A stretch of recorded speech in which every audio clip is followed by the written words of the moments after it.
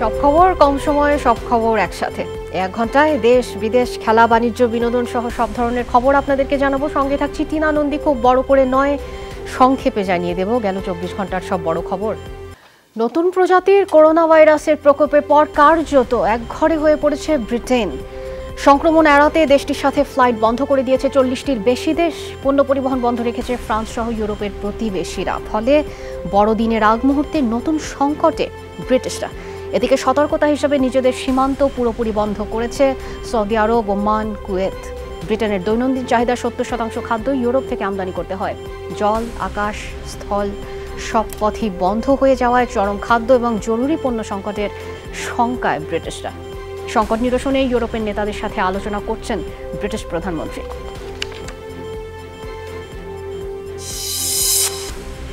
কেবল Britain নয়, এরই মধ্যে হয়তো অনেক দেশেই ছড়িয়েছে নতুন প্রজাতির এই করোনা ভাইরাস। এ শঙ্কা বিশ্ব স্বাস্থ্য সংস্থার। সোমবার এক বিবৃতিতে WHO জানায়, কোভিডের তুলনায় 70% বেশি গতিতে ছড়ানোর সক্ষমতা রয়েছে এই ভাইরাসের। এর প্রাণঘাতী ক্ষমতা কেমন কিংবা এর উপরে ভ্যাকসিন কিভাবে কাজ করছে এখন অস্পষ্ট। সংক্রমণ থেকে বাঁচতে শারীরিক দূরত্ব রক্ষা সহ স্বাস্থ্যবিধি মানার তাগিদ দিয়েছে তারা। গবেষকরা বলছেন, কোভিড-19-এর চেয়েও বেশি গতিতে ছড়াতে সক্ষম নতুন এই ভাইরাস। ভয়াবহতা এবং এর উপরে টিকার কার্যকারিতা নিয়ে শুরু হয়েছে গবেষণা। সেপ্টেম্বরে প্রথম লন্ডন এবং দক্ষিণ পূর্ব ইংল্যান্ডে প্রথম শনাক্ত হয় সন্দেহজনক নতুন এই ভাইরাসটি। যুক্তরাজ্যে করোনার নতুন ধরনের কারণে সংকট তৈরি হয়েছে, তবে দেশটির সাথে ফ্লাইট বন্ধ করা হবে কিনা তা পর্যবেক্ষণ করা হচ্ছে, জানিয়েছেন বেসামরিক বিমান পরিবহন এবং পর্যটন মন্ত্রণালয়ের সিনিয়র সচিব মহিবুল হক। দুপুরে সচিবালয় সাংবাদিকদের তিনি কথা জানান। বলেন, করোনায় সবচেয়ে বেশি ক্ষতির মুখে পড়েছে বিমান। এখন পর্যন্ত 40টি দেশ যুক্তরাজ্যের সাথে ফ্লাইট বন্ধ করেছে বলেও জানান সচিব। বলেন, সৌদি আরব এবং ওমানের ফ্লাইট বন্ধ করার কারণে যারা যেতে পারেননি তাদের টিকিট রিইস্যু করা হবে। লন্ডনের সাথে অনেক দেশ তাদের এয়ার কানেক্টিভিটি বন্ধ করে দিয়েছে, তবে বাংলাদেশ এখনো বিষয়টা নিয়ে এখনো সিদ্ধান্ত নেয়নি। সৌদি আরবে বা বিভিন্ন দেশে যে সমস্ত ফ্লাইটগুলো বন্ধ হয়েছে, যাদের ভোগান্তি হয়েছে, আমরা আন্তরিকভাবে দুঃখিত। এটা তো আমাদের এখতিয়ার বহির্ভূত। তবে আমরা যেটা করতে পারি, তাদেরকে কোনো রকম ফি ছাড়াই তাদেরকে যখন পরিস্থিতি স্বাভাবিক হবে আমরা এই টিকিটটা আবার রিইস্যু করে দেবো তাদের। করোনার খবর, গেল 24 ঘন্টায় 17 জনের প্রাণহানি হয়েছে। নতুন শনাক্তের সংখ্যা 1318। করোনা এখন পর্যন্ত প্রাণহানি হয়েছে 7329 জনের। স্বাস্থ্য অধিদপ্তর জানায়, গেল 24 ঘন্টায় নমুনা পরীক্ষা করা হয়েছে 15,145টি, যেখানে শনাক্তের হার 8.70%। 24 ঘন্টায় সুস্থ হয়েছেন 2235 জন। মোট সুস্থের সংখ্যা 4,41,929। মৃত 17 জনের মধ্যে 11 জনই পুরুষ। করোনা রোগীর 76% শরীরে ভিটামিন ডির উপস্থিতি অপর্যাপ্ত। তবে গবেষণায় মৃত্যু কিংবা সুস্থ হওয়ার সাথে ভিটামিন ডির তেমন সম্পর্ক খুঁজে পাওয়া যায়নি।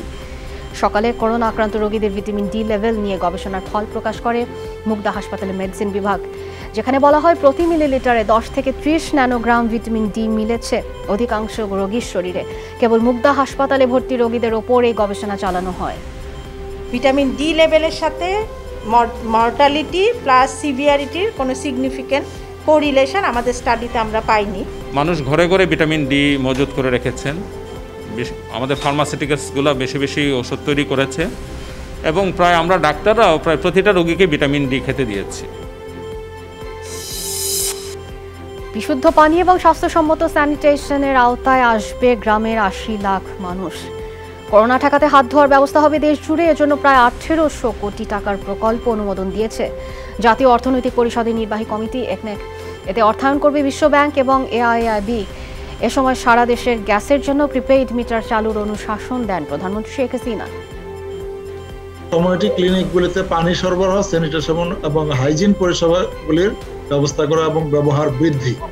আর কোভিড-19 এর মতো সংক্রামক প্রাদুর্ভাবের যাতে অ্যাড্রেস করা যায়, এর জন্য গণজমায়েত হয় যেসব স্থানে, ওইসব জায়গাতে হাত ধোয়ার স্টেশন নির্মাণ। এখন আগ্রহ বেড়েছে, এখন এক্স্যাক্টলি এটা নেওয়া হচ্ছে আর কি, যে 100 টাকা দিলে পরে 20 বছরে এটা ওইভাবে রিপিট হবে আর কি। গ্যাস প্রিপেড মিটার খুব দ্রুত সব জায়গায় লাগাতে হবে, এর ব্যবহার একবার ইউনিভার্সাল করে ফেলতে হবে। তবে বিশেষ করে ইন্ডাস্ট্রিয়াল এবং কমার্শিয়াল ইউজের জন্য বেশি গুরুত্ব দিও, যেহেতু সেখানে বেশি পরিমাণ গ্যাস ব্যবহার হয়। সদস্য দেশগুলোর জন্য করোনা প্রতিরোধক ফাইজার বায়োএনটেক ভ্যাকসিনের অনুমতি দিল ইউরোপীয় ইউনিয়ন। সোমবার জোটের প্রেসিডেন্ট এক বিবৃতিতে জানান ২৭ ডিসেম্বর থেকে শুরু হবে টিকাদান কর্মসূচি। ২-৩ দিনের মধ্যেই মার্কিন বায়োটেক প্রতিষ্ঠান ফাইজারের ভ্যাকসিনের প্রথম চালান পৌঁছাবে জোটভুক্ত দেশগুলোয়। এর মধ্যে ইউরোপের ২৭ দেশের ৪১ কোটির বেশি মানুষের জন্য ভ্যাকসিন প্রয়োগের প্রক্রিয়া শুরু হলো। ইউ আরও জানিয়েছে মডার্না টিকা অনুমোদনের বিষয়ে সিদ্ধান্ত আসবে দ্রুতই। করোনা বিরোধী লড়াইয়ে নতুন অধ্যায়ের সূচনা হলো। একই সময় প্রত্যেক ইউভুক্ত দেশের হাতে পৌঁছবে টিকাটি। কয়েকদিনের মধ্যেই চলে আসবে প্রথম চালান। দ্বিতীয় ভ্যাকসিন মডার্নার বিষয়ে আগামী ৬ জানুয়ারি আমরা জানাবো চূড়ান্ত সিদ্ধান্ত। ফাইজারের ভ্যাকসিনের প্রথম ডোজ নিলেন যুক্তরাষ্ট্রের নবনির্বাচিত প্রেসিডেন্ট জো বাইডেন। স্বাস্থ্য ঝুঁকি নিয়ে সাধারণ মানুষের অনাস্থা কাটাতে সোমবার টেলিভিশনের লাইভ শো এসে টিকা নেন তিনি। টিকাদান কার্যক্রম শুরুর জন্য ট্রাম্প প্রশাসনকে ধন্যবাদও জানান। একই দিন টিকা নিয়েছেন তার স্ত্রী জিল বাইডেন। শীর্ষ মার্কিন রাজনীতিকদের মধ্যে তাদের আগেই এই টিকা নেন মার্কিন ভাইস প্রেসিডেন্ট মাইক পেন্স এবং house speaker Nancy Pelosi. ১৩ December যুক্তরাষ্ট্রে টিকাদান শুরুর পর এ পর্যন্ত টিকাটি নিয়েছে ৫৫০ লাখের বেশি মার্কিনী।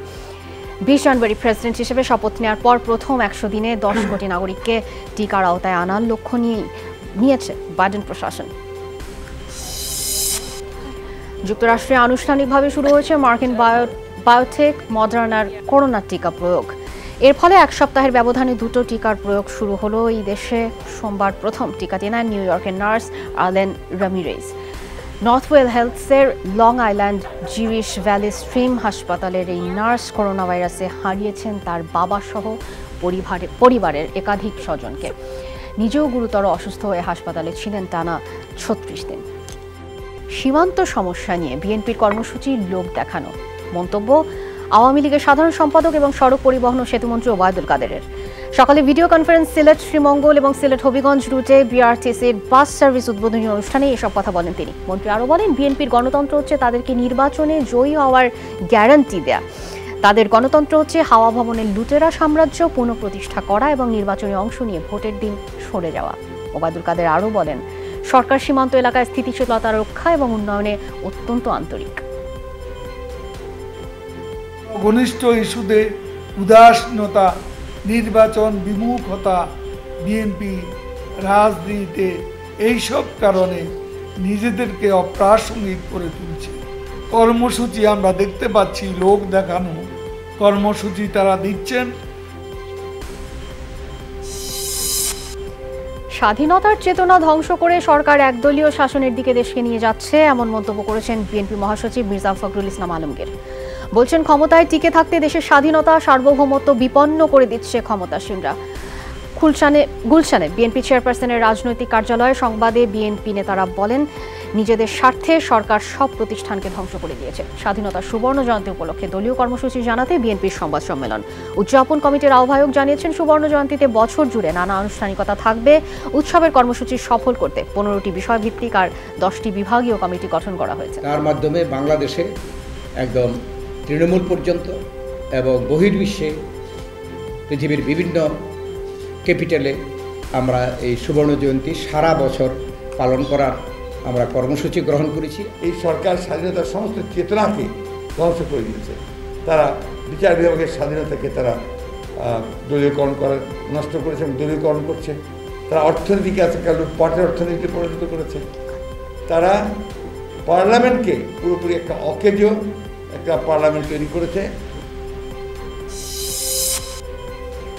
দুর্নীতির মামলায় এমপি পাপুলের স্ত্রী এবং মেয়েকে ২৮ ডিসেম্বরের মধ্যে আত্মসমর্পণের নির্দেশ দিয়েছেন হাইকোর্ট। সকালে বিচারপতি নজরুল ইসলাম তালুকদার এবং আহমেদ সোহেলের ভার্চুয়াল বেঞ্চে আদেশ দেন। গত ১০ ডিসেম্বর পাপুলের স্ত্রী এবং মেয়েকে আগাম জামিন দিয়ে ১০ দিনের মধ্যে আত্মসমর্পণের নির্দেশ দেওয়া হয়। অর্থ এবং মানব পাচারের অভিযোগে কুয়েতের কারাগারের স্ত্রী এবং মেয়েকে আগাম জামিন দিয়ে ১০ দিনের মধ্যে আত্মসমর্পণের নির্দেশ দেওয়া হয়। অর্থ এবং মানব পাচারের অভিযোগে কুয়েতের কারাগারে রয়েছেন এমপি পাপুল। ২৬ ফেব্রুয়ারি তার বিরুদ্ধে মানব পাচার সহ জ্ঞাত আয় বহির্ভূত ১০০ কোটি টাকা অর্জন করে হুন্ডির মাধ্যমে পাচারের অভিযোগ অনুসন্ধানের সিদ্ধান্ত নেয় দুদক।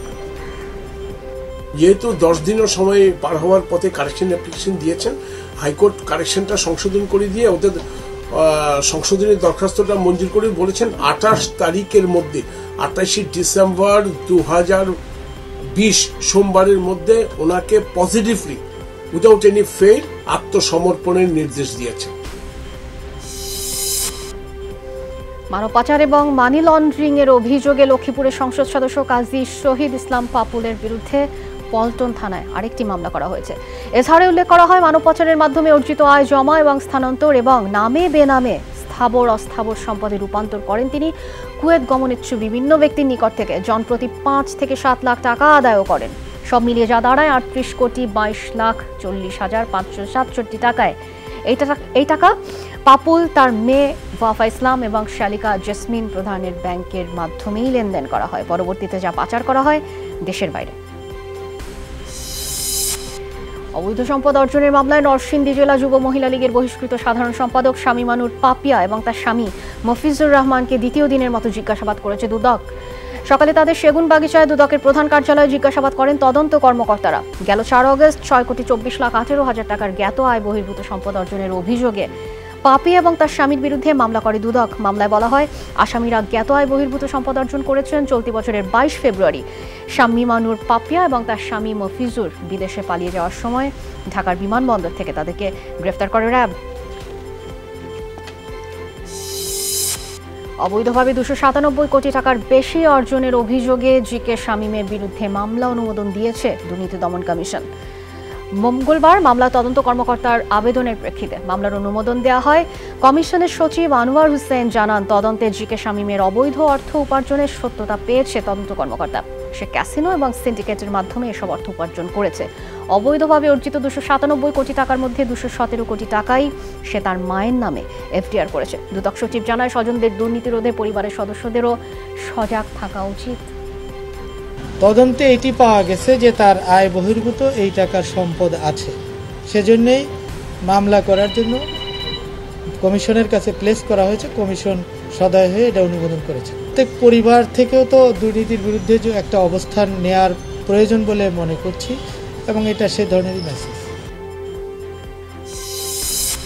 টেকনাফ থানার বরখাস্তকৃত ওসি প্রদীপ দাস গ্রেফতারের পর থেকে লাপাত্তা তার স্ত্রী। 4 মাসেও তার হদিশ মেলেনি। বাড়ি দেখভাল করছেন স্বজনরা, বসিয়েছেন প্রহরা। দুদকের তথ্য মতে চট্টগ্রাম এবং কক্সবাজারে থাকা প্রদীপের প্রায় সব সম্পদ তার স্ত্রীর নামে। সম্পদের হিসাব বিবরণীতে দেখাতে পারেননি দৃশ্যমান আয়ের উৎস। মামলারও আসামি তিনি। দুদকের খাতায় তিনি পলাতক রয়েছে, তবে দেশে না বিদেশে তা জানে না কেউ। প্রদীপ গ্রেফতারের পর থেকে লাপাত্তা তার স্ত্রী, ফলে জিজ্ঞাসাবাদ করা যাচ্ছে না। সাবেক সেনা কর্মকর্তা সিনহা রাশেদ হত্যা মামলায় গত 6 অগস্ট গ্রেফতার হন প্রদীপ। চার্জশিট হওয়ার পরে প্রথমে তার জন্য ওয়ারেন্ট পিএন ডে এবং এরপরে যদি পিএন ডে দেওয়ার পরেও আসামিকে হাজির করা না হয় বা পাওয়া না যায় পিএন ডে ফেরত আসে, তখন সেটা আপনাকে যে বিজ্ঞপ্তি আদেশ দেওয়া হবে। মামলা হওয়ার পরে উনি আপনার কোর্টে হাজির হয় না, তার মানে চলা তো কোথায় আছে কি অবস্থা আছে এটা তো আসলে এই মুহূর্তে বড় হচ্ছে না, কোনো কিছু করা যাবে। শত বাধা বিপত্তি এমনকি হিমাঙ্কের নিচের তাপমাত্রাতেও দাবি আদায়ের লড়াই চালিয়ে যাচ্ছেন ভারতের কৃষকরা। নয়াদিল্লিতে তীব্র শীতে কমপক্ষে 30 সহকর্মীর মৃত্যু ও আন্দোলন থেকে টলাতে পারেনি তাদের। রাজধানী সংলগ্ন জাতীয় মহাসড়কের বিভিন্ন পয়েন্টে কয়েক সপ্তাহ ধরে অবস্থান নিয়ে রয়েছেন বিভিন্ন রাজ্যের কৃষক। তাতে বাধাগ্রস্ত রাজধানীর পণ্য সরবরাহ। বাইরে থেকে গণপরিবহন যুক্তে না পারার প্রভাব পড়েছে ব্যবসা বাণিজ্যেও। কৃষকদের আন্দোলনে একাত্মতা জানিয়ে বুধবার একবেলা না খেয়ে থাকার কর্মসূচি দিয়েছে কংগ্রেস সহ বিরোধী দলগুলো। রাজপথে থেকে যে কোনো মূল্যে বিতর্কিত কৃষি আইন বাতিলের দাবি আদায় করতে চান কৃষকরা। আগামী ফেব্রুয়ারিতেই পূর্বাচল 16 বিঘা জমির উপরে আত্মপ্রকাশ করবে সাকিব আল হাসানের ক্রিকেট একাডেমি। একাডেমির হেড কোচ থাকবেন মোহাম্মদ সালাউদ্দিন। তবে এখনও ঠিক হয়নি একাডেমিতে ক্রিকেট শিখতে হলে কত খরচা পড়বে। যদিও একাডেমির পৃষ্ঠপোষক মাস্কো গ্রুপ জানিয়েছে সামাজিক দায়বদ্ধতার অংশ হিসেবেই তারা এই কাজটি করছে। এইটা হবে খুব ডিসিপ্লিন ওয়েতে একটা ক্রিকেট শেখার জায়গা। আমাদের একজন আর্কিটেক্ট আছেন, উনি অনেক স্টাডি করছেন, অনেক একাডেমির ব্যাপারে দেখছেন, দেখা তারপরে আমাদের কাছে প্রেজেন্ট করছেন। তারপরে আমরা সব দেখা সাকিব আল হাসান, মোহাম্মদ সালাউদ্দিন সবাই দেখা আমরা চুজ করছি যে এই সিস্টেম আমরা যাব। মেধাভিত্তিক একটা ব্যাপারই হবে বাছাই করার ব্যাপারে, যে এখানে লাভ হবে না কিন্তু লসের অন্তত মিনিমাইজ কীভাবে করা যায় সেটা দেখবে। ইনফ্রাস্ট্রাকচার খরচ যদি দেখেন তো হিউজ খরচের ব্যাপার এটা। এই ভিত্তিতে যদি মানে আমরা ফিজ নির্ধারণ করি তাহলে কেউ ক্রিকেট খেলতে পারবে না। উইন্ডিজের বিপক্ষে ম্যাচ দিয়ে টেস্ট চ্যাম্পিয়নশিপে পয়েন্টের খাতা খুলতে চায় বাংলাদেশ। উইন্ডিজের অফ ফর্ম আর ঘরের মাঠে গেল 4 বছরে বাংলাদেশের দুর্দান্ত ফর্ম ভালো ফলের স্বপ্ন দেখাচ্ছে টেস্ট অধিনায়ক মুমিনুল হককে। 2019 সালটা খারাপ গেলেও সাকিবের প্রত্যাবর্তনের সিরিজে নতুন বছরে ভালো শুরুর প্রত্যয় অধিনায়কের। আপনি দেখেন, আপনি যখন এরকম টেস্ট খেলবেন না, আপনি টেস্ট চ্যাম্পিয়নশিপ চিন্তা করে খেলতে পারবেন না। করোনার পরে এই প্রথম একটা ভালো সুযোগ হচ্ছে আমরা ইন্ডিয়ার সাথে ম্যাচ খেলার। তো আমরা যারা সুযোগ পাবে তাদের, আমার কাছে মনে হয় যে সবার ওইভাবে 100% এফোর্টে 100% ওই সুযোগটা কাজে লাগানো, ওইভাবে চিন্তা করলে হয়তো আপনি টেস্ট সিরিজটা ভালোভাবে শেষ করতে পারবেন। একটা টিম যখন টেস্ট খেলে আসবে, এটা মানে সিরিজ হেরে আসবে, তো এটা অবশ্যই পরে যে সিরিজটা খেলবে যাচ্ছে তার জন্য এটা ভালো পজিটিভ সাইন আমার কাছে। অপ্রত্যাশিত দামে বিক্রি হলো স্যার ডন ব্র্যাডম্যানের baggy green cap. 4.5 lakh Australian ডলারে বিক্রি হচ্ছে কিংবদন্তি এই ব্যাটসম্যানের অভিষেক টেস্টের ক্যাপ। নিলামে এটি কিনেছেন ব্যবসায়ী পিটার ফ্রেডম্যান। পুরো অস্ট্রেলিয়া জুড়ে এই ক্যাপের প্রদর্শনী করবেন তিনি, জানিয়েছেন পিটার। যদিও এই ব্যাগি গ্রিন পরে অভিষেক টেস্ট সুখকর ছিল না ব্র্যাডম্যানের। 1928 সালে ইংল্যান্ডের বিপক্ষে ব্রিসবেন টেস্টে করেছিলেন 18 এবং 1 রান। ক্যাপটি ব্র্যাডম্যান উপহার দিয়েছিলেন তার পারিবারিক বন্ধু পিটার ডানহ্যামকে। চিনিকল বন্ধের সিদ্ধান্ত প্রত্যাহারের দাবিতে রংপুরে আগামীকালের হরতালের সমর্থনে বিক্ষোভ করেছেন শ্রমিক কর্মচারী এবং আখ চাষিরা। সকালে শ্যামপুর চিনিকলের সামনে অবস্থান নেন বিক্ষোভকারীরা। বিক্ষোভ মিছিল থেকে আন্দোলনকারীদের কয়েকজনকে রেল লাইনেও শুয়ে পড়তে দেখা যায়। এ সময় তারা বুধবার আধবেলা হরতালের সমর্থনে স্লোগান দেন। আন্দোলনকারীরা জানান, শ্যামপুরের মাড়াই করা না হলে তারা জমিতে অন্য ফসল আবাদ করবেন। সমাবেশে আরও জানানো হয়, আধাবেলা হরতালে রংপুরের দোকানপাট এবং গাড়ি বন্ধ রাখা হবে। এদিকে রাষ্ট্রায়ত্ত চিনিকলগুলো বন্ধের প্রক্রিয়ায় আন্দোলন অব্যাহত রেখেছে আখ চাষি এবং শ্রমিক কর্মচারীরা। এরই মধ্যে রংপুর শ্যামপুরের চাষিরা জয়পুরহাট চিনিকলে আখ না দেওয়ার সিদ্ধান্ত জানিয়ে দিয়েছে। পাট এবং চিনিকল গবেষকরা বলছেন, রাষ্ট্রায়ত্ত ভারী শিল্প কলকারখানাগুলোকে অর্থনৈতিক লোকসান হিসেবে গণ্য করায় বন্ধ করা হচ্ছে এসব প্রতিষ্ঠান। এতে রাষ্ট্রের সাথে বাড়ছে সমাজের দূরত্ব। চিনিকল বন্ধের সিদ্ধান্ত রাষ্ট্রের সাথে সমাজের দূরত্বকেই স্পষ্ট করে মনে করেন গবেষকরা। পরিবহন মালিক শ্রমিক সংগঠনগুলোর ধর্মঘটে সিলেট বিভাগে পণ্য এবং যাত্রী পরিবহনে অচলাবস্থা দেখা দিয়েছে। বন্ধ পথের কোয়ারি খুলে দেওয়ার দাবিতে 3 দিনের ধর্মঘট পালন করছে বিভাগীয় ট্রাক, পিকআপ, কাভার্ড ভ্যান মালিক ঐক্য পরিষদ।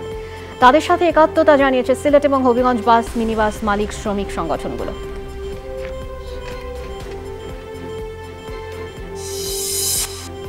যাত্রাবাড়িতে আবুল হোসেন গাজী নামে এক ব্যক্তিকে হত্যার ঘটনায় অজ্ঞান পার্টির সদস্যদের আটক করেছে পিবিআই। ঘটনায় 3 জনের সংশ্লিষ্টতাও পাওয়া গেছে। দুপুরে পিবিআই সংবাদ সম্মেলন করে এই তথ্য জানায়। প্রযুক্তির মাধ্যমে প্রথমে ভিকটিমের ফোন উদ্ধার করে পিবিআই। এর সূত্র ধরে 2 জনকে আটক করা হয়। জিজ্ঞাসাবাদে আসামিরা জানায়, অজ্ঞান পার্টির সদস্য জাকির ঘুমের ওষুধ শরবতে মিশিয়ে বিক্রি করেন। তারপরে দলের আরেক সদস্যকে ভিকটিমের নাম, সিট নাম্বার সহ পুরো বর্ণনা দিয়ে দেয় তিনি। তখন দ্বিতীয় সদস্য এসে ছিনতাই করে। ফোনটা উদ্ধার করতে পারি, এটা ঝালকাঠি থেকে। সেই লিঙ্ক থেকেই আমরা ঢাকা থেকে এখন পর্যন্ত আমরা 2 জনকে ধরেছি এবং আরেকজন আমাদের খুব কাছাকাছি আছে, হয়তো আমরা আজকের মধ্যে পেয়ে যাব। স্থানীয় ক্ষমতার দ্বন্দ্বেই গোপালগঞ্জে ইউপি মেম্বার হামিদুল শরীফকে হত্যা করা হয়েছে বলে জানিয়েছে সিআইডি। এ ঘটনায় মূল হোতা সহ 3 জনকে আটক করা হয় এবং তারপরে প্রাথমিক জিজ্ঞাসাবাদে এই তথ্য পাওয়া গেছে। দুপুরে সিআইডি কার্যালয়ে সংবাদ সম্মেলন করে এবং এ তথ্য জানায় তারা। ঘটনার পরপরই সিআইডি তদন্ত শুরু করে। তথ্য প্রযুক্তি ব্যবহার করে হত্যায় ব্যবহৃত মোটরসাইকেল এবং এর মালিক আমির মোল্লাকে গ্রেফতার করা হয়। তার দেওয়া তথ্য অনুযায়ী মূল হত্যাকারী রবিউল শরীফকে গ্রেফতার করে এবং বিভিন্ন স্থানে অভিযান চালায়। সোমবার রাত 11টার দিকে পুরনো ঢাকার পাটুয়াটুলি থেকে তাকে গ্রেফতার করা হয়। আটকের পর হত্যায় ব্যবহৃত অস্ত্র সহ অন্যান্য আলামত উদ্ধার করা হয়। বা স্থানীয় যে ব্যক্তিগত বিরোধ, উনি তো একজন মেম্বার ছিলেন, যিনি ভিকটিম তিনি একজন মেম্বার ছিলেন, ভদ্রলোক, একটু আউটস্পোকেন ছিলেন। কিছুদিন আগে উনি স্থানীয় চেয়ারম্যানের বিরুদ্ধে একটা অনাস্থা প্রস্তাব এনেছিলেন। এই ঘটনায় মূলত 2 দিকে কন্ট্রিবিউট করেছে এবং এই সবগুলোই এই 2 জনের সাথে সংশ্লিষ্টতা আছে। আমরা এখন তাদেরকে রিমান্ডে নিয়ে আসবো। যে কোনো দুর্যোগে দোহার নবাবগঞ্জবাসীর পাশে থাকার কথা জানিয়েছেন জাতীয় পার্টির কো চেয়ারম্যান সাবেক মহিলা এবং শিশু বিষয়ক প্রতিমন্ত্রী অ্যাডভোকেট সালমা ইসলাম এমপি। সকালে ঢাকার নবাবগঞ্জে শীতার্তদের মাঝে নিজস্ব উদ্যোগে শীতবস্ত্র বিতরণ অনুষ্ঠানে ভিডিও বার্তায় তিনি বলেন, শীতে যেন একজন মানুষও কষ্ট না পায় সে লক্ষ্যে সজাগ রয়েছেন তিনি। কোভিডকালীন এই দুর্যোগে সবাইকে স্বাস্থ্যবিধি মেনে চলার আহ্বান জানান তিনি। এদিন উপজেলার কলাকোপা, নয়নশ্রী, জামত্রাইল, বন্দুরা সহ 7 ইউনিয়নের 3,500 হতদরিদ্র মানুষের মাঝে সালমা ইসলামের পক্ষে শীতবস্ত্র বিতরণ করেন জাতীয় পার্টির নেতাকর্মীরা। করোনাতে যাতে আপনারা আক্রান্ত না হন সেদিকে আমি দোয়া করব। আপনারা সাবধানে থাকবেন, আমার একটি অনুরোধ, আপনারা সাবধানে থাকবেন, প্রত্যেকে সাবধানে থাকবেন, বাইরে বেশি যাবেন না। শপথ নিয়েছেন টাঙ্গাইল এবং চাঁপাইনবাবগঞ্জের 2 জেলা পরিষদ সদস্য। বিকেলে সচিবালয়ে তাদের শপথ পড়ার স্থানীয় সরকার মন্ত্রী তাজুল ইসলাম। শপথ নেওয়া 2 জেলা পরিষদ সদস্য হচ্ছেন টাঙ্গাইলের 10 নম্বর ওয়ার্ডের আজহারুল ইসলাম এবং চাঁপাইনবাবগঞ্জের 2 নম্বর ওয়ার্ডের হাবিবুর রহমান। মন্ত্রী জনপ্রতিনিধি হিসেবে তাদের ওপর অর্পিত দায়িত্ব যথাযথভাবে পালনের আহ্বান জানিয়েছেন। এ সময় উপস্থিত ছিলেন স্থানীয় সরকার সচিব হেলাল উদ্দিন আহমেদ। কাউন্সিলর আবুল কাশেমের বিরুদ্ধে জমি দখল এবং চাঁদাবাজির অভিযোগ তুলেছেন কয়েকজন মুক্তিযোদ্ধা। দুপুরে সেগুনবাগিচায় ক্রাইম রিপোর্টার্স অ্যাসোসিয়েশনের কার্যালয়ে সংবাদ সম্মেলনে তারা অভিযোগ করেন, রাজধানীর আদাবরে ক্রয়কৃত জমি ডেভেলপারদের দেখানোর সময় কাউন্সিলরের সমর্থকরা তাদের তাড়িয়ে দেন। সমাধানের জন্য কাউন্সিলরের কাছে গেলে তিনি মুক্তিযুদ্ধ নিয়ে কটাক্ষ করেন বলে অভিযোগ মুক্তিযোদ্ধাদের। জমি নিজের দাবি করে কাউন্সিলর ফ্ল্যাট প্রতি 20 লাখ টাকা দাবি করেন। থানায় প্রথমে মামলা নিতে রাজি না হলেও পরবর্তীতে কাউন্সিলর আবুল কাশেমের নাম বাদ দিয়ে মামলা নেয়।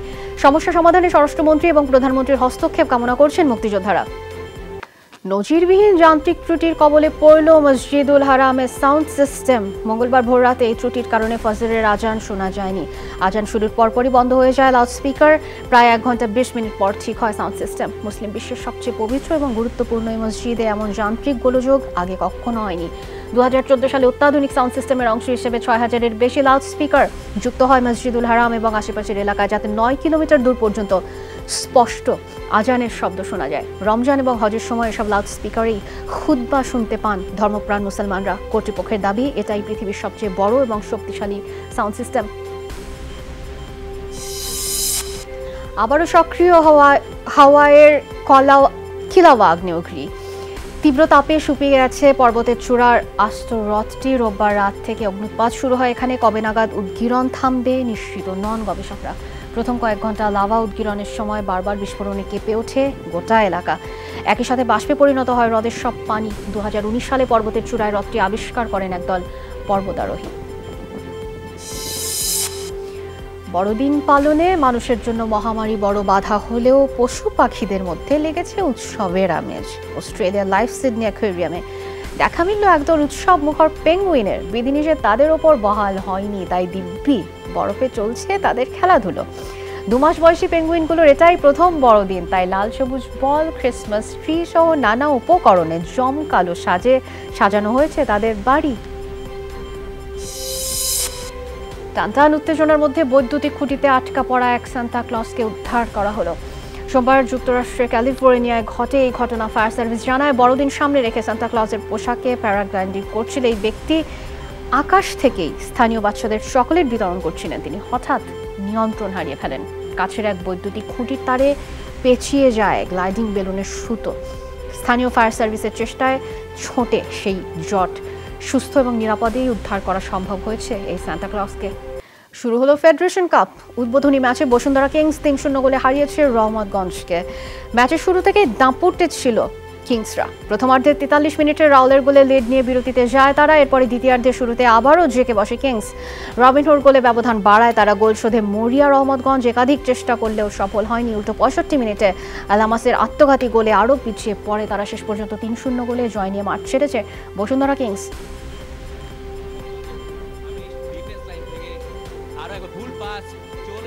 ঝিনাইদহের শৈলকুপা ইউপি চেয়ারম্যানের বাড়ি থেকে বিপুল পরিমাণ দেশীয় অস্ত্র উদ্ধার করেছে পুলিশ। গোপন খবরের ভিত্তিতে শৈলকুপার বগুড়া ইউনিয়নের ইউপি চেয়ারম্যান এবং আওয়ামী লীগ নেতা নজরুল ইসলামের বাড়িতে অভিযান চালায় তারা। সেখান থেকে 47টি সরকি, 17টি ঢাল এবং 10-12 কেজি বেত উদ্ধার করা হয়।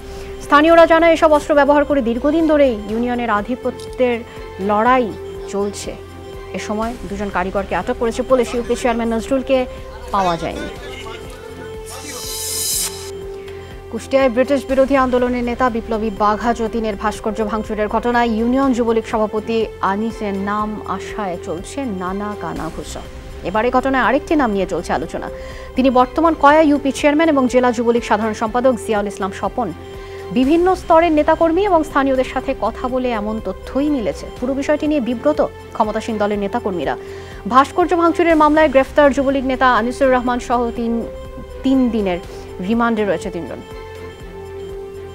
স্বপন চেয়ারম্যানের ব্যক্তিগত চয়েস হিসাবে তাকে পদটা দেওয়া হয়। সে যে ব্যবসায়িক পার্টনার, এটা ইউনিয়নের সকলের সব স্তরের মানুষই জানে। নির্বাচনে রাসেল হোসেন আরজু যে একটা ক্যান্ডিডেট হতে আছে, তাকে ডুবানোর জন্য এই ভাস্কর্যটা ভাঙচুর হয়। সত্যকে যতই আড়াল করার চেষ্টা করুক না কেন, এর দায় বর্তমান আমাদের ইউনিয়নের চেয়ারম্যান সাহেবের দায় এড়াতে পারে না। আমাদের সাথে দল করে, এটা আশ্রয় করছেন না, এটা এমনি ছবি চলে আসে বা সঙ্গে যে কোনো কাজে চলে আসে, মিটিং মিছিল করছে, এটা তো এই না। প্রিন্সিপাল এবং যিনি সভাপতি আছে তাদের সাথে দ্বন্দ্ব আছে, সেই পরিপ্রেক্ষিতে এখন পর্যন্ত আমাদের কাছে তথ্য হচ্ছে এই কারণেই হয়তো ভেঙে ফেলা হতে পারে। টিআর কাবিখা এবং অতি দরিদ্রদের কর্মসংস্থান প্রকল্পের অর্থ লোপাটের বিস্তর অভিযোগ বরগুনার আমতলীর প্রকল্প বাস্তবায়ন কর্মকর্তার বিরুদ্ধে। পিআইএম অফিসের বিরুদ্ধে টিআর এবং কাবিখার ও অতি দরিদ্রদের কর্মসংস্থান প্রকল্পের অর্থ লোপাটের অভিযোগ উঠেছে পাশের গুলিশাখালী ইউনিয়নে। ঠিকাদারদের অভিযোগ, পিআইএম অফিসকে ঘুষ না দিয়ে কোনো কাজই করানো যায় না। অনিয়ম দুর্নীতির হাজারো অভিযোগ, অথচ মফিজ রয়েছেন বহাল তবিয়তে। প্রকল্পের অর্থ আত্মসাতের লিখিত অভিযোগ পেলে ব্যবস্থা নেওয়ার আশ্বাস জেলা ত্রাণ এবং পুনর্বাসন কর্মকর্তার। দিনাজপুরের ফুলবাড়িতে অরক্ষিত লেভেল ক্রসিং এ ট্রাক উঠে পড়লে ট্রেনের ধাক্কায় একজন নিহত হয়েছেন। স্টেশন কর্তৃপক্ষ জানায়, গত রাত 1টার দিকে পণ্যবাহী একটি ওয়াগন ট্রেনে ভুল করে লাইনে ঢুকে পড়ে। এ সময় একটি ট্রাক লেভেল ক্রসিং এ উঠে পড়লে তাকে সজোরে ধাক্কা দেয় ট্রেন। ট্রাকের নিচে চাপা পড়ে এবং ঘটনাস্থলেই মারা যান গেটম্যান সুশান্ত কুমার দাস। এ সময় অপর লাইনে দাঁড়িয়ে থাকা যাত্রীবাহী ট্রেনটি অল্পের জন্য দুর্ঘটনা থেকে রক্ষা পায়। এ ঘটনায় 5 ঘন্টা ট্রেন চলাচল বন্ধ থাকে। তীব্র শীতে খোলা আকাশের নিচে রাত কাটালেন কালশির তালতলা বস্তির মানুষ। পাশের একটি স্কুলে তাদের থাকার ব্যবস্থা করে প্রশাসন, কিন্তু বস্তির জায়গা হাতছাড়া হওয়ার ভয়ে অনেকেই সেখানে যাননি। সরকারের সহায়তায় সর্বস্ব হারানো মানুষগুলো চান ঘুরে দাঁড়াতে, তবে সব কিছুর আগে তাদের চাওয়া মাথা গোজার ঠাই। আগুনে সব হারা পরিবারগুলোর শঙ্কা উচ্ছেদ নিয়ে। বস্তিবাসীর দাবি দ্রুত ফিরিয়ে দেওয়া হোক তাদের থাকার জায়গা। কিছু বের করতে পারি না, যে গায়ে কাপড় নিয়ে বেরিয়েছি, বাচ্চার গায়ের কাপড়টাও বের করতে পারি না, শুধু বাচ্চারা নিয়ে বের হয়ে গেছে। আমার মতন এখানে আরো শত শত ফ্যামিলি আছে, ঠিক আছে। এই যে আমাদের যে এত ক্ষতি যেটা হয়েছে, সাধারণত যে আমরা যে ব্যথাটা যে পাইছি, এই ব্যথাটার সহানুভূতিটা এখন পর্যন্ত আমরা কারো কাছ থেকে কোনো বিষয়টা পাইতেছি না। যে দহল করে আমরা তো এখন কই যাবো, এই জন্য আমরা যাই না, এখানে রয়েছি। ভয়ে যাই না, যেটা সত্যি কথা। আমরা চলে যাওয়া মানে আমাদের সবকিছু নিয়ে চলে যাবে, জায়গাটাই আছে, জায়গাটাও চলে যাবে। এখানে কারো কোনো জানমালের ক্ষতি হবে না এবং তারা নিরাপদ আশ্রয়ে চলে গেলে তারা যে যেখানে ছিল সেইখানেই ইনশাল্লাহ ফিরে আসতে পারবে এবং আমরা তাদের বাসস্থানের ব্যবস্থা করব। অভাব সঙ্গী করে বেড়ে ওঠা, খালি কিংবা আধ পেটা খেয়ে কেটেছে দিনের পর দিন। আবর্জনা স্তূপে সামান্য খাবারের খোঁজেও দিন কেটেছে তার। এই মানুষটি চলতি বছরের প্রথম 6 মাসে 50 কোটি টাকার বেশি অনুদান পৌঁছে দিয়েছেন মানুষের কাছে। তিনি বিদ্যানন্দ ফাউন্ডেশনের প্রতিষ্ঠাতা কিশোর কুমার দাস। স্বেচ্ছাসেবী প্রতিষ্ঠানকে কখনোই পেশা হিসেবে নেওয়া যাবে না, এই নীতিতেই কাজ করতে চায় বিদ্যানন্দ। যদি কোনোদিন অনুদান বন্ধ হয়ে যায়, কি করবে বিদ্যানন্দ? প্রয়োজনে রাস্তার ময়লা পরিষ্কার করে পাশে থাকবে মানুষের। খুব সহজ উত্তর কিশোরের।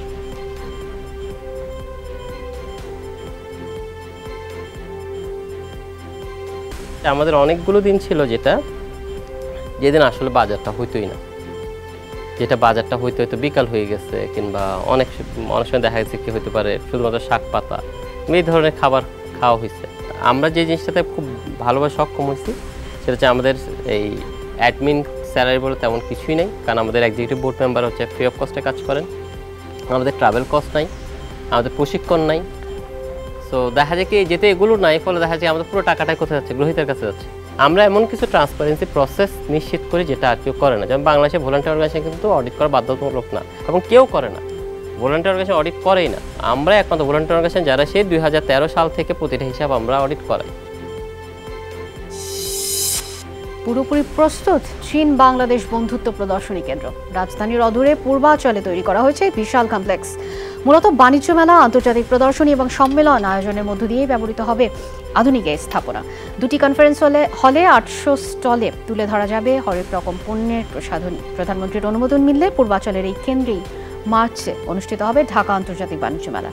20 একর জমির উপরে প্রদর্শনী কেন্দ্রটি স্থাপন করেছে চীনা রাষ্ট্রীয় প্রতিষ্ঠান China state construction engineering corporation. ব্যয় হয়েছে 796 কোটি টাকা, যার মধ্যে 625 কোটি টাকাই অনুদান দিয়েছে চায়না এইড। অভ্যন্তরে কোনো মেলার আয়োজন হলে দিনে সর্বোচ্চ 30,000 মানুষ স্বাচ্ছন্দ্যে অংশগ্রহণ করতে পারবে। তবে বাইরের দিকে বিশাল অংশে স্টল তৈরি করা গেলে মানুষের অংশগ্রহণ বাড়ানো সম্ভব। শতভাগ নির্মাণ কাজ এরই মধ্যে সম্পন্ন করা হয়েছে। এই মাসেই সরকারের কাছে হস্তান্তর করা হবে। অন্য যে কোনো স্থাপনার চেয়ে এই কনফারেন্স সেন্টার আধুনিক সুবিধা সম্বলিত। 17ই মার্চ বঙ্গবন্ধুর জন্মদিন, সেইটাকে ধরে আমরা একটা চিন্তা করেছি ওখানে করব। এখন সার্বিক ব্যবস্থা আমাদের একটা সামারি পাঠানো হচ্ছে প্রধানমন্ত্রীর কাছে। সার্বিক বিবেচনা করে উনি যদি ওকে করেন তাহলে আমরা অল আউট নেমে যাবো এই তারিখে করার জন্য। অনুকূল আবহাওয়ায় চলতি বছর মৌলভীবাজারে কমলার ফলন ভালো হয়েছে, যদিও অতিবৃষ্টিতে কাঁচা ফল ঝরে পড়ায় আগেভাগেই বিক্রি করেছেন অনেকে। তবে এখন যারা বিক্রি করছেন বাজারে ভালো দাম পাচ্ছেন তারা। আর কৃষি বিভাগ বলছে চলতি বছর লক্ষ্যমাত্রার চাইতেও কমলার উৎপাদন বেশি হয়েছে। জেলায় জুড়ি, বড়লেখা, কুলাউড়া সহ বিভিন্ন উপজেলায় রয়েছে 193টি বাণিজ্যিক বাগান। এছাড়া ব্যক্তি পর্যায়ে অনেক জায়গাতেই হচ্ছে এই কমলার চাষ। ধাতব মুদ্রায় বঙ্গবন্ধুর চিত্রপট 10,000 একটি 1 টাকার কয়েনে ফুটিয়ে তোলা হয়েছে জাতির জনকের অবয়ব। শ্রদ্ধা আর ভালোবাসার স্মারক হিসেবেই ঢাকা বিশ্ববিদ্যালয় টিএসসিতে এটি ফুটিয়ে তুলেছেন নবীন চিত্রশিল্পী সাজাদ হোসেন। বিশ্বের সবচেয়ে বড় ধাতব চিত্রপট দাবি করে স্বীকৃতি চেয়েছেন গিনেস বুক কর্তৃপক্ষের। ঢাকা বিশ্ববিদ্যালয় টিএসসির এই আয়োজনে কক্সবাজারের রামুর চিত্রশিল্পী সাজাদের 9টি চিত্রপটের সবগুলোই নান্দনিক। উপকরণগুলো প্রচলিত নয় খুব একটা, কোথাও ব্যবহার হয়েছে সমুদ্রের বালুকণা, আবার কোথাও 7 মার্চে বঙ্গবন্ধুর ভাষণের ক্যাসেটের ফিতা কিংবা সোনালি আঁশ। আগামী 3 বছরের মধ্যে বাংলাদেশে পেঁয়াজের উৎপাদন স্বয়ংসম্পূর্ণ হবে। এজন্য উন্নত জাতের পেঁয়াজ বীজ আমদানি সহ বেশ কিছু উদ্যোগ নেওয়ার কথা জানান বাণিজ্যমন্ত্রী টিপু মুন্সি। বিকেলে এফবিসিসিআই ভারতীয় চেম্বার অফ কমার্স আয়োজিত ডিজিটাল ডায়ালগে এসব কথা বলেন বাণিজ্যমন্ত্রী। ভারত বাংলাদেশের পেঁয়াজ এবং আলু রফতানি অব্যাহত রাখবে। দুই দেশের মধ্যে বাণিজ্যিক লেনদেন বাড়াতেও কাজ করার আশ্বাস দেন ভারতীয় বাণিজ্য এবং শিল্পমন্ত্রী পীযূষ গোয়াল। এফবিসিসিআই সভাপতি শেখ ফজলে ফাহিমের সভাপতিত্বে বক্তব্য রাখেন কৃষিমন্ত্রী ডক্টর আব্দুর রাজ্জাক। আমরা 3 বছরের মধ্যে পেঁয়াজের এই অভাবটা, যেটা আমাদের শর্টফল, সেটা মোটামুটি আমরা কভার করতে পারবো। এছাড়া আমরা মনে করি না ভারতের উপরে পেঁয়াজের জন্য 3 বছরের মধ্যে আমরা কভার করে ফেলবো, আমাদের ডিপেন্ড করতে হবে না। এই মেশিনারিজগুলোর যদি বাংলাদেশে আর ফেব্রিকেশন কোম্পানি করতো, মেইন ইঞ্জিনটা না এনেও স্পেয়ার পার্টসগুলো এবং অ্যাসেম্বলিংয়ের যদি করতো, তাহলে কিন্তু আমাদের এখানে একটা এমপ্লয়মেন্ট হইতো। গোপালগঞ্জ শিশু পরিবারের এক ছাত্রের মরদেহ উদ্ধার করা হয়েছে দুপুরে শিশু পরিবারের দোতলায় ব্যালকনিতে। গলায় ফাঁস লাগানো অবস্থায় নড়াইলের 12 বছরের জুবাইরের মরদেহ উদ্ধার করা হয়। এই মৃত্যু ঘিরে ধোঁয়াশার সৃষ্টি হয়েছে। শিশু পরিবার কর্তৃপক্ষ এটিকে আত্মহত্যা বললেও পরিবারের দাবি আত্মহত্যা নয়, হত্যাকাণ্ড। এরই মধ্যে ঘটনাস্থল পরিদর্শন করেছে জেলা প্রশাসক। রহস্য উদ্ঘাটনে তদন্ত চলছে বলে জানিয়েছে পুলিশ। রাষ্ট্রীয় মর্যাদায় ঝালকাঠিতে 2 জন মুক্তিযোদ্ধার দাফন সম্পন্ন হয়েছে। তারা হলেন সদর উপজেলার কীর্তিপাশা গ্রামের আমজাদ হোসেন এবং ভাটরাকান্দার কেরামত আলী খান। বিকেলে তাদের নিজ বাড়িতে জানাজা শেষে পারিবারিক কবরস্থানে দাফন করা হয়। এ সময় উপস্থিত ছিলেন উপজেলা প্রশাসনের শীর্ষ কর্মকর্তা, পুলিশ এবং জেলা মুক্তিযোদ্ধা সংসদের সদস্যরা। নানা আয়োজনের মধ্য দিয়ে খাগড়াছড়িতে পালিত হচ্ছে ত্রিপুরাদের ত্রিপুরাব্দ বর্ষপূর্তি উৎসব। বিকেলে জেলা সদরের খাগড়াছড়ি কমিউনিটি সেন্টারে ত্রিপুরাব্দ উদযাপন কমিটির আয়োজন করে প্রদীপ প্রজ্বলনের মধ্য দিয়ে। অনুষ্ঠানের উদ্বোধন করেন স্থানীয় সংসদ সদস্য কুজনরলাল ত্রিপুরা। জানান, প্রতি বছর ক্ষুদ্র নৃগোষ্ঠীর ত্রিপুরারা ট্রিং উৎসব নামে এই আয়োজন করে আসছে। মূলত 590 খ্রিস্টাব্দের 22 ডিসেম্বর তৎকালীন রাজা হামতরফা এক তালহিং ত্রিপুরাব্দ উৎসবের সূচনা করে। অনুষ্ঠানে ঘরোয়া নৃত্য, আলোচনা সভা সহ নানা কর্মসূচির আয়োজন করা হয়। অনুষ্ঠিত হলো বিএসপি জার্নালিস্ট অ্যাওয়ার্ড 2020। যেখানে করোনা সতর্কতার জন্য স্বল্প পরিসরে আয়োজন করা হয় এবারের আসর। 2019 সালে স্পোর্টস জার্নালিস্ট অব দি ইয়ার পুরস্কার পেয়েছেন সিকান্দার আলী। এর বাইরে আরও 3 ক্যাটাগরিতে দেওয়া হয় এই পুরস্কার। আতাউল হক মল্লিক ট্রফি জিতেছেন মোহাম্মদ ইসাম, রণজিৎ বিশ্বাস ট্রফি জিতেছেন রানা আব্বাস, আর বদরুল হুদা ট্রফি জিতেছেন ফিরোজ আহমেদ। এছাড়া এবার 2 জন সিনিয়র ক্রীড়া সাংবাদিক মোহাম্মদ ইউসুফ আলী এবং মাহমুদুল হাসান শামীমকে দীর্ঘ সময় ক্রীড়া সাংবাদিকতায় অবদান রাখার জন্য স্বীকৃতিস্বরূপ বিশ্ব ক্রীড়া সাংবাদিক দিবস সম্মেলনে দেওয়া হয়। বিজয়ীদের মাঝে পুরস্কার তুলে দেন বাংলাদেশ অলিম্পিক অ্যাসোসিয়েশনের মহাসচিব সৈয়দ শাহাদ রেজা।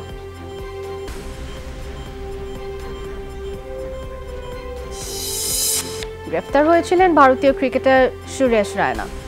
কোভিড-19 বিধি ভেঙে নাইট ক্লাবে যাওয়ায় পুলিশ পাকড়াও করেছিল তাকে, অবশ্য জামিনে মুক্তি পেয়েছেন তিনি। করোনা ভাইরাস রোধে 22 ডিসেম্বর থেকে 5 জানুয়ারি পর্যন্ত রাতের বেলা কারফিউ জারি করে মহারাষ্ট্র সরকার। মঙ্গলবার ভোরে মুম্বাইয়ের নাইট ক্লাব থেকে রায়না সহ 34 জনকে গ্রেফতার করে মুম্বাই পুলিশ। ব্যক্তিগত কাজে মুম্বাই গিয়েছিলেন রায়না। মুম্বাই পুলিশের ডেপুটি কমিশনার জানান, তিনি নিশ্চিত করেছেন মূলত করোনা আইন ভঙ্গ করায় তাদেরকে হেফাজতে নেওয়া হয়েছিল এবং পরে জামিনও দেওয়া হয়। রায়না ছাড়াও বলিউডের 2 সেলিব্রিটি গ্রেফতার হয় ওই ক্লাব থেকে।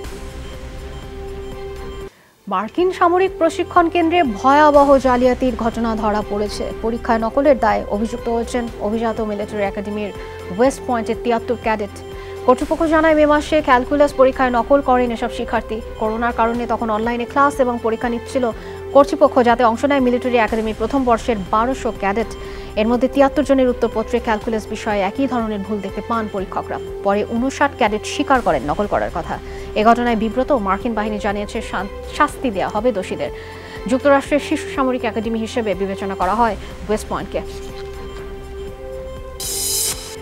ব্রিটেনের এসেক্স লরি থেকে 39 অভিবাসীর মরদেহ উদ্ধারের ঘটনায় 2 জন দোষী সাব্যস্ত হয়েছে। এর আগে এই ঘটনায় আদম পাচারের সহযোগিতার প্রমাণ মেলে আরও 2 জনের বিরুদ্ধে। 2019 সালের অক্টোবরে বেলজিয়াম থেকে ইংল্যান্ড যাওয়ার সময় 2টো লরির কন্টেইনারে শ্বাসরুদ্ধ হয়ে মারা যান অভিবাসীরা।